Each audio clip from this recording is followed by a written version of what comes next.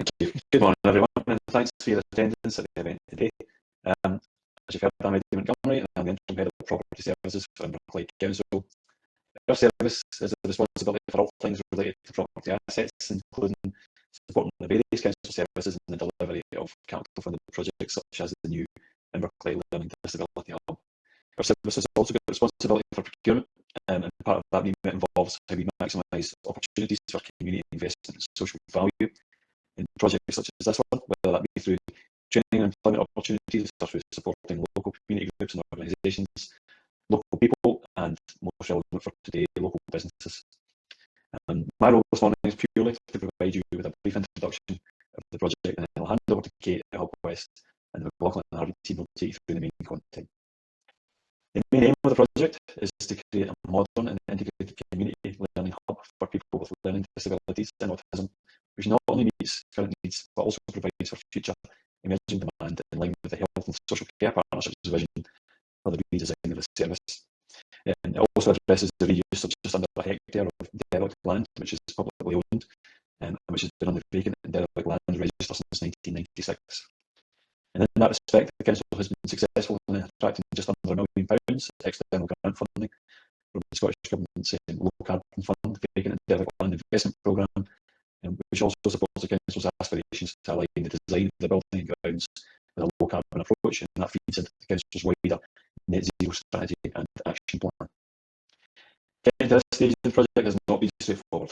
Our service has supported the client service over a number of years, and through our extensive consultation and engagement with our service users and stakeholders, with COVID and everything else that's come after it having a significant impact on the original project timeline and project costs. But I'm in a much more positive place now, and a key stage of the project, and without any further ado, I'll hand you over to Kate from Hub West, who will take you through more of the project detail, including the current programme. Kate. Perfect. Thank you very much. Good morning, everybody, and thanks again for attending to find out about this really interesting project.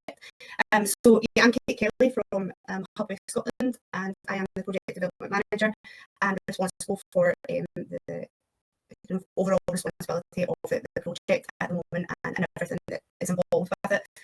Just to give you a bit of a background, Hub West Scotland are a development partner who work with various local public bodies across Scotland. Obviously, Hub West Scotland is, has a territory within kind of central belt.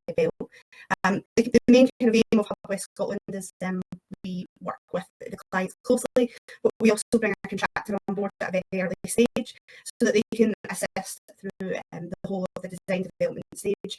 So we're kind of working together, so when we get to the construction stage, most things are known, and we don't really have any kind of key risks when we get to that stage. So I'm going to just quickly take you through some key information about where the project is, and kind of the next steps that we have on our journey to start the project. So on the screen is kind of the current visual of what the building looks like at the moment.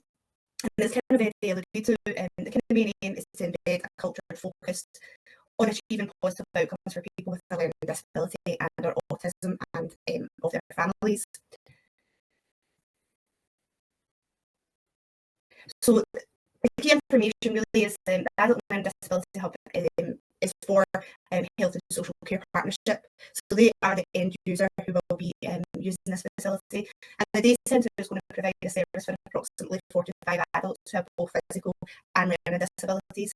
So the design itself has to incorporate quite a lot of bespoke facilities, as you can imagine. And we're working very closely with HCP to make sure that we incorporate all of those in our design. As Eddie mentioned, low carbon targets is one of the key objectives in this project, and the design at the moment is incorporating some passive house principles. Although we're not looking to get passive house accreditation, we are trying to incorporate any details we can from a passive house principles point of view into the design. The main aim is to make sure that the building is the most energy efficient that we possibly can get, and the team are really working hard to make sure that we can achieve that. The value at the moment is approximately £10 million for the overall project. We did submit the plan and application. That was submitted about a month ago now, so we're working with the just now.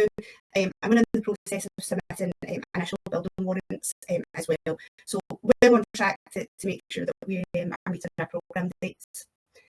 The team at the moment are working through the REBA stage 4 design, so that all should be concluding in the next month or so. And once we've got to that stage, McLaughlin and Harvey will then start what we call market testing. And the main thing for that is that we will put the package, the design package information out to the market. And that's obviously where we're interested in getting some engagement from yourselves to feed into that, so that we're giving Inverclyde Council the best value for money on this project. So just to give you a bit of an overview of the project structure, as I mentioned, the Health and Social Care Partnership are the end user client who will be using this facility. Our direct commission is with Inverclyde Council and Eddie's team, and we have, as I mentioned, brought on a primary contractor. So McLaughlin and Harvey were brought onto the project at the start of the year, and they're working very closely with us, working with the design team, and they will be the contractor who will take this project to construction and delivery.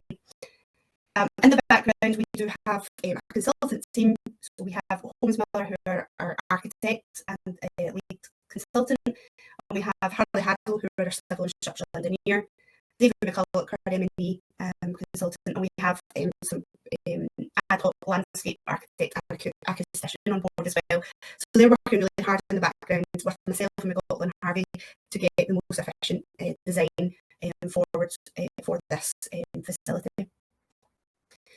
I thought it would be good just to put some visuals up there that you can actually envisage what the building is going to look like. This top one here is from Brackleston Street, and the bottom one is from Inverclyde Road. So starting to look, more like a building now, we can actually visualise, and we've been able to kind of give the client a good indication of what their facility is going to look like in the near future. From internals as well, this in the top left-hand corner is what would be the dining hall. So this is going to be a kind of public community hall that will be used by the public and also the end users. We've got the main reception area here and also some breakout spaces. This facility is going to be kind of multi-use. We do have the main section, which is for the service users, but there is a public space at the front, and we do have some NHS staff that are going to be in the building. So the one side of the building is single storey, and there is one side of the building that's double storey, which mainly going to have offices in the top.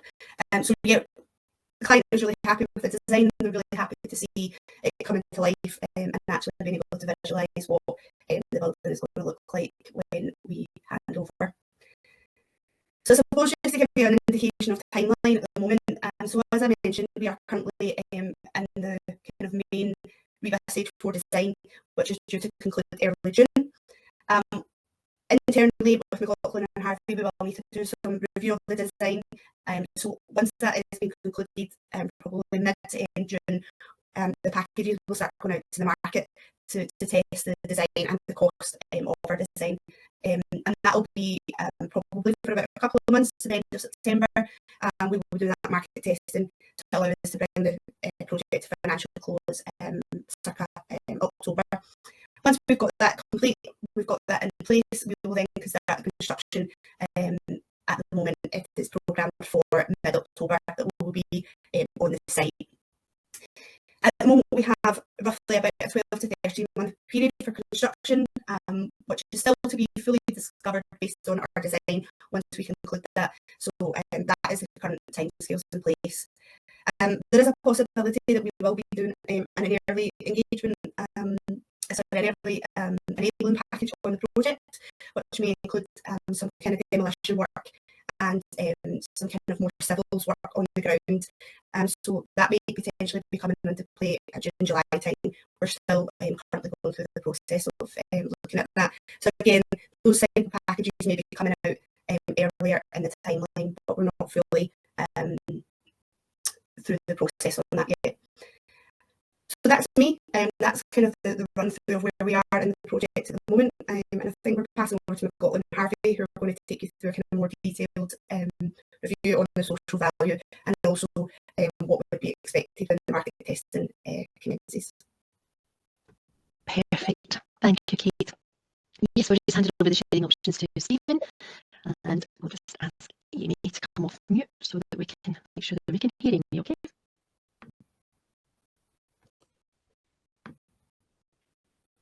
Perfect. Thank you, Stephen. Thanks, Stephen. Good morning, everyone, and thanks for joining. So I'm Amy McLaughlin, and I'm the Social Value Manager at McLaughlin and Harvey.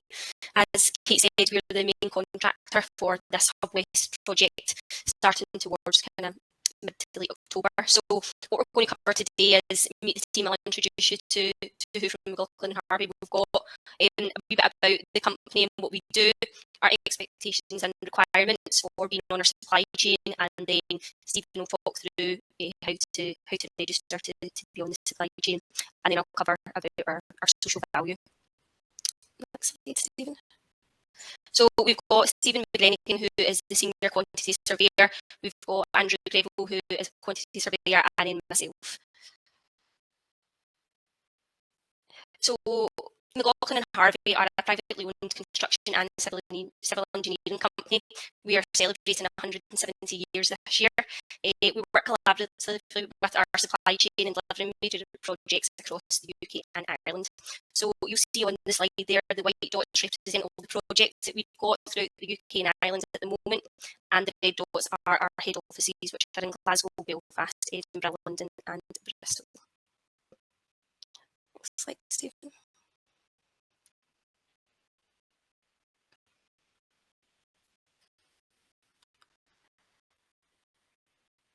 Okay, that should have came on one photo by one, but it's not worked that way. That was just to give you a kind of insight into the different construction projects that we build in civil engineering, marine, we build leisure, education, and it was just giving you an insight into them. So just to give you some facts and figures here, so we've got over 800 staff members across all our head offices and our site teams. Our turnover is 750 million, and we've got 7,000 approved supply chain that work with us on these major projects throughout the UK and Ireland. So I'll pass you over to Stephen now, who's going to run through the requirements and what we would expect from a supply chain member, and also how to register your interest to work with McLaughlin and Harvey for this project. So I'll pass you over to Stephen now. Okay, thanks, Amy. So I'm Stephen McLaughlin, Senior Quantity Surveyor with McLaughlin and Harvey. I've been with the business 18 and a half years.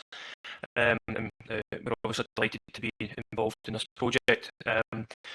So minimum requirements that we require from our supply chain would be that we require a supply chain and organisations to demonstrate their competence to fulfil the work first and foremost.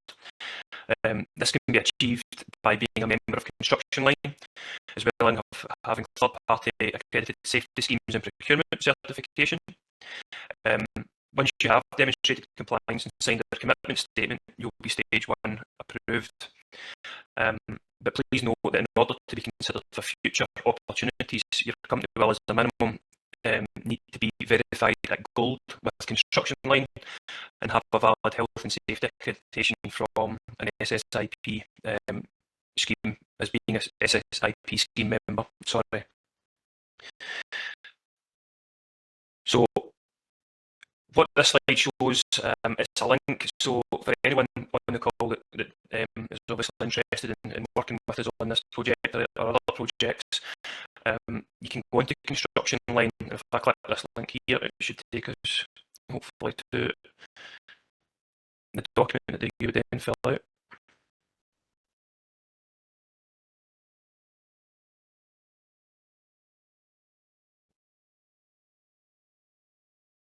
Okay, so basically it's a relatively simple document. It asks if you are a member of any SSIP schemes. Sorry to interrupt you there, Stephen. We can't see the web page. Can you not? Okay, 2 seconds. So right now, Stephen, we're on the presentation and it has the overview at the bottom of it. So it's your Yeah. presentation slide that we're on. Okay. What did you want to show us? It's a link to the forum that any organisation or business would fill in. Okay. It's on the same screen as I was sharing with. I'm not sure what's happened the other time.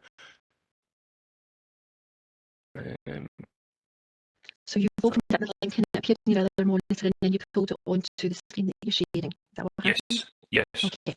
So go for your menu at the top of your screen and use that downward arrow to bring the menu down, and then change the sharing option. You'll maybe find that there's within the menu there'll be sharing application or is it a spreadsheet or a Word doc or? No, it's a link to an email website. Right. Okay. So see if there's have a look at your sharing options.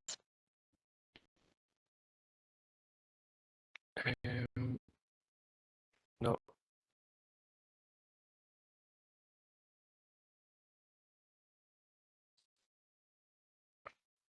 Does that work? We're on buyer services, construction line. Yes. Okay. Sorry about that. Yeah. Okay. So yeah. So you click on. Or you go into construction line. And if you register, you're interested in working with McLaughlin and Harvey, as I've noted previously, we do require gold level membership. This comment here is actually should have been updated. It's just not been updated yet. It was previously silver as the minimum, but we've now progressed to gold. When you go into the expression of interest form, it asks if you are a member of any SSIP schemes, and if the answer is yes, it asks you to provide details. When your membership of that is due to expire, it asks if you're a construction line member. Yes, if the answer is yes, then you put in your number. If not, no, you obviously wouldn't have a number. And we would request that you tick gold being our minimum requirement. It then asks you for some contact information. Contact information about your company, name, address, position, the best point of contact, etc.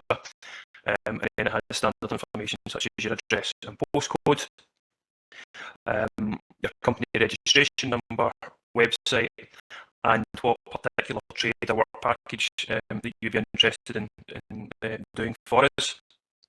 And it also asks you where is you can arrange your work, whether it's limited to Scotland or you work throughout the UK, Northern Ireland, Wales, that sort of thing.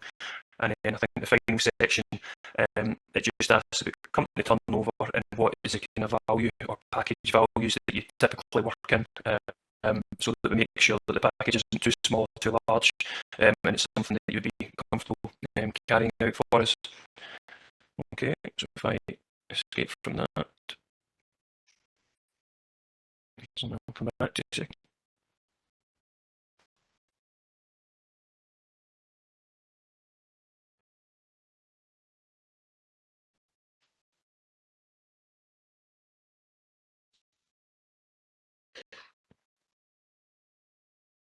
Sorry.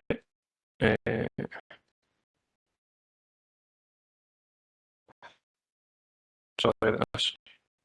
No, take your time, just go for your presentation icon and yeah.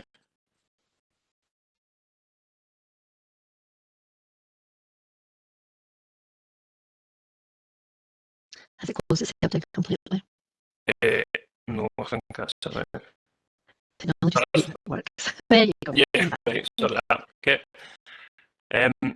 So once you do register, either an expression of interest or already on construction line, and you have the gold certification, and you were looking like being successful for any work package and an order is perhaps forthcoming, we have a SHE-Q document, so that's obviously safety, health, environmental and quality standards that we require all our subcontractors to adhere to, and they cover the topics noted on the sheet there itself.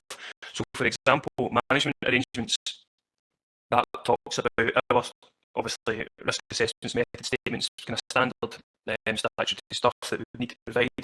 Also talks about our supervision requirements and minimum requirements in particular. So for example, we categorise work trades and packages into low, medium and high risk, and depending on what category your package falls into, that determines when non-working supervision would be required, for example, and it's depending on the number of operatives that you would have on site as well. Management arrangements also talks about permits, access to site, visiting the site, signing in, signing out, etc. Health and hygiene, that talks about the health surveillance practices that we have in place. It also deals with more specific items such as if there was any asbestos removal or asbestos found in the project. Also talks about our drugs and alcohol policy and the minimum requirements for PPE for all operatives and supervisors on site. Working at height, this document again talks about MUPs, what types of MUPs are allowed on site, the use of step ladders is prohibited, the minimum requirements for edge protection, the type of scaffold systems that we use on site, etc., etc., and how we also deal or prevent, obviously, falls from height, safety netting, that sort of thing. Plant and equipment, that is basically to do with certification. So obviously everything needs to be certified, in date, safety tested, etc. We need to have records of all mobile plant on site. Telehandlers and forklifts usually is a requirement to have a banksman placed through the subcontract, depending on the site and site specifics. There might be one on site that we provide. However, more often than not, we would look for the subcontractor to provide their own banksman, for example. And then any trade specific requirements. So again, if any of the work package is deemed to be particularly dangerous or hazardous, such as asbestos removal, demolition, structural steel erection, roofing works, that sort of thing, then the requirements are more onerous to ensure that there's absolutely no accidents or risk to anyone's health and safety. Quality management, that talks about how the procedures and principles that we have in place to control pollution and prevent noise pollution as well. And quality management, that's to do with record keeping, etc. So any materials that would go off site, we need a copy of all waste transfer notices, a record of where it's going to, so that we can record and make sure that we're fully compliant with all legislation, etc. All of these systems are kind of monitored, measured and recorded through what's called the UMatter observation app, which can be downloaded onto your phone or tablet, which we use on all our sites as well. So I'll now pass you back to Amy, who will talk about our expectations with regards to social value. Thanks. Thanks, Stephen. So we will be delivering social value on this project, and we do this in partnership with our supply chain. So I'll just talk here about McLaughlin and Harvey's social value. So what is social value? So it's an umbrella term for capturing the full value of what we provide to society through our operations. The added value that we create for society through the operations to improve the environment, the economy and social well-being within the close vicinity to the project.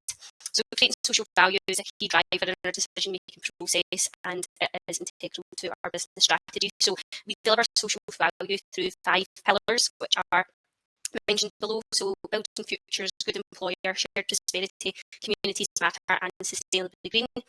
And these all cover a different aspect of what we would deliver, from school engagement to providing training and upskilling, to our workforce, working with local communities, whether that be donations and kind, volunteering, and sustainably green is about the environment that Stephen touched on.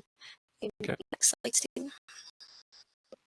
So to give you an idea of the kind of social value that we would deliver within local communities, so talking about working with local education, it would be to provide a work experience placement for a young person, creating an apprenticeship opportunity, delivering training programmes, engaging with nursery, primary and secondary schools, as well as further education, offering new employment opportunities, working with employment opportunities to support unemployed people back into work, volunteering, participating in fundraising. So that's just a small aspect of what we would deliver. Our subcontractors on the site, we have expectations for them to pay the minimum or national living wage, deliver quality and diversity training, engage with health and wellbeing campaigns that are run from McLaughlin and Harvey through our You Matter fund, complete supply chain satisfaction surveys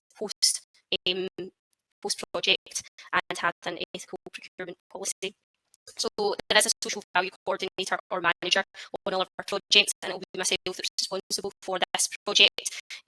So any queries in relation to social value, then it will be myself who would deal with that. All we would ask in return is when you do set up any key performance indicators to deliver social value, that you put somebody forward in your organisation that I can contact to kind of liaise and work with in partnership to deliver any engagement that we're going to do. There's just one more slide there, Stephen. Okay.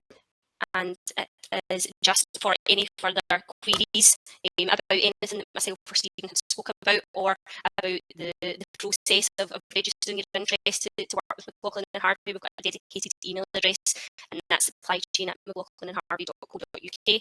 So if there's any further information, then don't hesitate to get in touch.